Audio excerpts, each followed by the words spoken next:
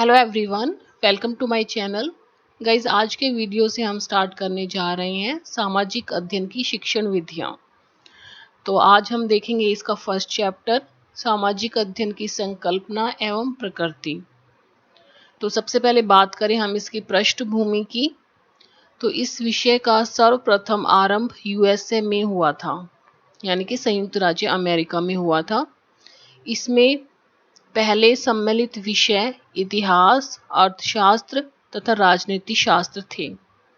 1911 में इसमें समाजशास्त्र को भी सम्मिलित किया गया।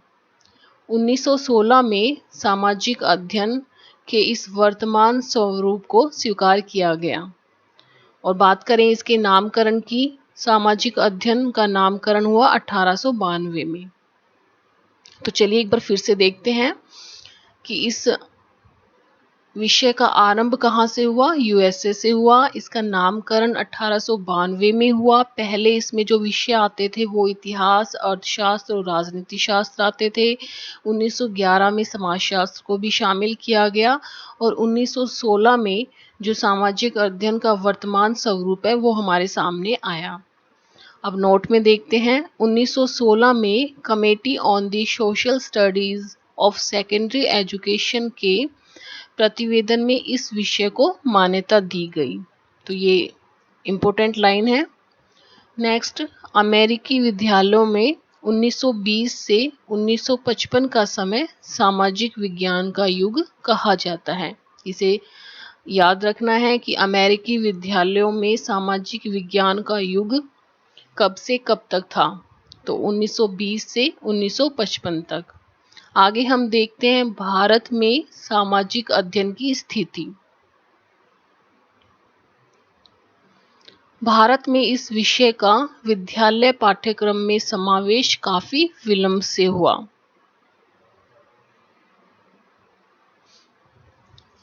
मतलब कि काफी देर से हमारे इंडिया में सामाजिक अध्ययन को पढ़ाना शुरू किया गया। तो सबसे पहले देखते हैं गांधी जी की शिक्षा योजना क्या थी। महात्मा गांधी ने अपनी नई शिक्षा योजना प्रस्तुत करते हुए कहा कि मैं तो ऐसी शिक्षा देने का मार्ग प्रशस्त कर रहा हूं जो बच्चों को स्वावलंबी और आत्मनिर्भर बनाए।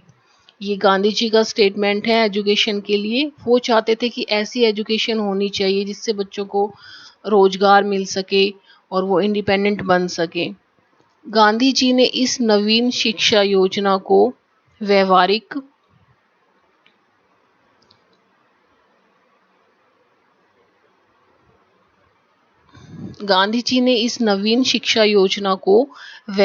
रूप देने का कार्य एक समिति को सौंपा और इस समिति के सभापति थे डॉक्टर जाकिर हुसैन।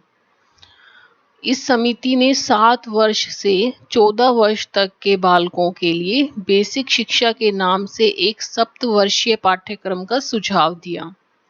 इस पाठ्यक्रम में शिल्प, मातृभाषा, गणित, सामान्य विज्ञान, कला, खेलकूद व व्यायाम के साथ साथ सामाजिक ज्ञान का विषय भी समायोजित किया गया।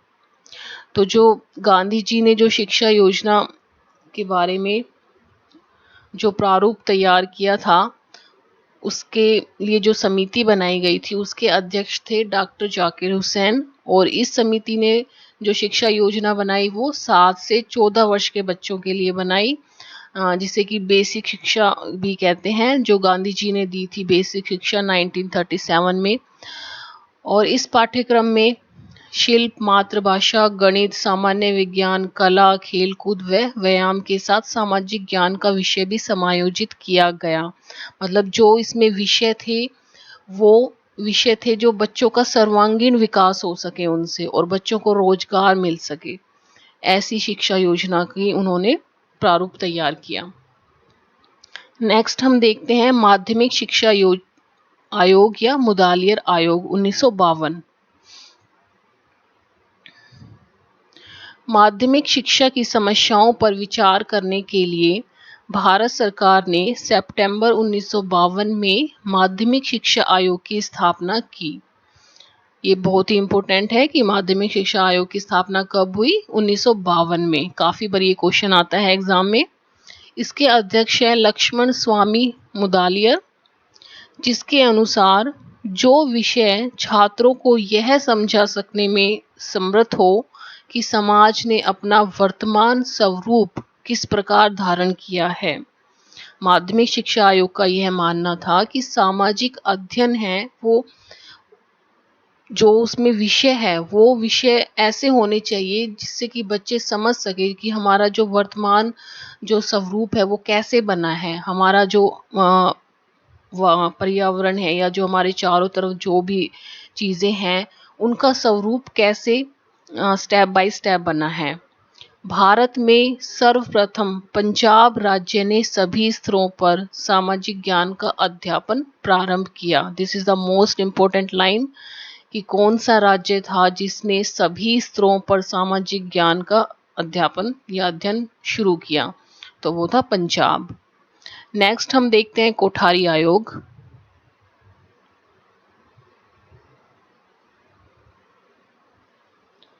उन्नीस में डॉक्टर DS कोठारी की अध्यक्षता में गठन। इस आयोग ने विद्यालय शिक्षा के प्रत्येक पहलू पर विचार किया।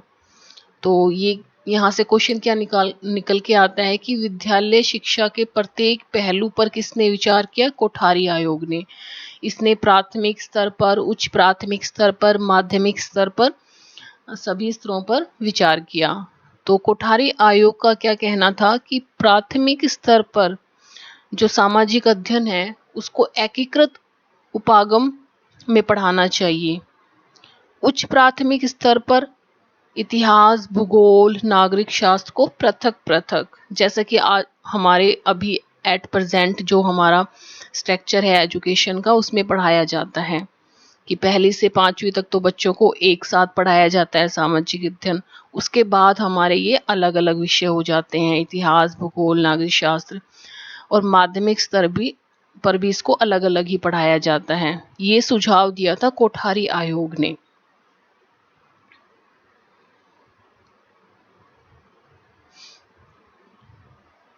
नेक्स्ट हम देखते हैं सामाजिक अध्ययन का अर्थ। सामाजिक अध्ययन दो शब्दों से मिलकर बना है, सामाजिक प्लस अध्ययन, जिसमें सामाजिक का अर्थ है समाज के लिए, अर्थात समाज द्वारा समाज का अध्ययन करना ही सामाजिक अध्ययन कहलाता है। अब इसकी परिभाषा देखते हैं। पहली परिभाषा है वो है MP मुफात के अनुसार, सामाजिक अध्ययन ज्ञान का वह क्षेत्र है जो युवकों को आधुनिक सभ्यता के विकास को समझने में सहायता देता है। ऐसा करने के लिए वह अपनी विषय वस्तु को समाज, विज्ञानों तथा समसामयिक जीवन से प्राप्त करता है।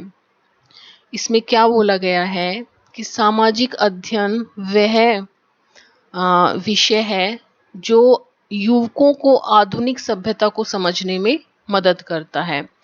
तो हर डेफिनेशन में एक कीवर्ड होता है, उस कीवर्ड को ही हमें पकड़ना है, क्योंकि पूरी हमें वर्ड टू वर्ड डेफिनेशन याद करने की ज़रूरत नहीं है।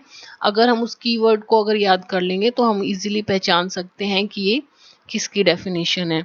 तो इसका कीवर्ड है युवकों को आधुनिक सभ्यता।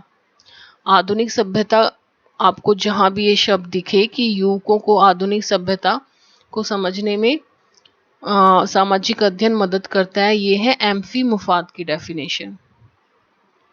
नेक्स्ट हम देखते हैं बाइनिंग व बाइनिंग की।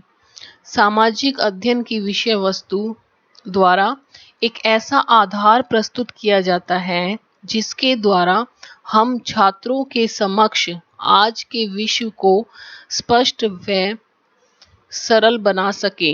इसके द्वारा छात्रों को अनिवार्य आदतों एवं कुशलता में प्रशिक्षित कर सके। तो इस डेफिनेशन का जो कीवर्ड है वो है आज के विश्व को समझने में सामाजिक अध्ययन मदद करता है, बाइनिंग व बाइनिंग की। MP मुफात में युवकों को आधुनिक सभ्यता कीवर्ड था और इसमें आज के विश्व की बात की गई है।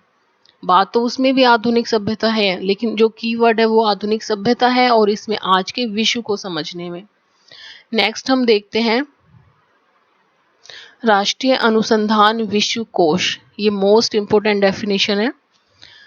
सामाजिक अध्ययन वह अध्ययन है जो मानव जीवन के रहन सहन के ढंगों, मूलभूत आवश्यकताओं, क्रियाओं, जिनमें मानव अपनी आवश्यकताओं की पूर्ति के लिए संलग्न रहता है, तथा संस्थाओं जिनका उसने विकास किया है का ज्ञान प्रदान करता है।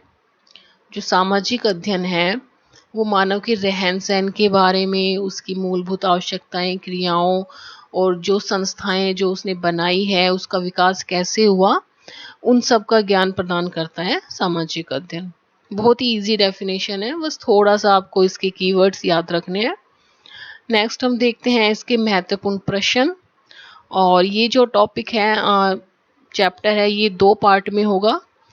तो अभी मैंने जो आपको पढ़ाया है उससे ही कुछ रिलेटेड मैंने क्वेश्चन डाले हैं, तो चलिए उन्हें सॉल्व करते हैं।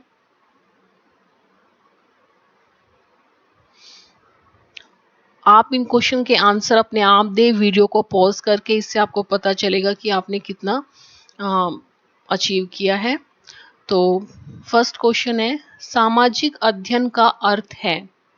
ऑप्शन है प्रकृति का अध्ययन, भौतिक वातावरण का अध्ययन, समाज का अध्ययन, सभी जीवों का अध्ययन। तो बताइए इसका आंसर क्या होगा? इसका आंसर होगा समाज का अध्ययन। नेक्स्ट है, सामाजिक विज्ञान के अंतर्गत अध्ययन किया जाता है। ऑप्शन है इतिहास, अर्थशास्त्र, भूगोल या उपर्युक्त सभी। तो गाइज इसका आंसर होगा डी, उपर्युक्त सभी।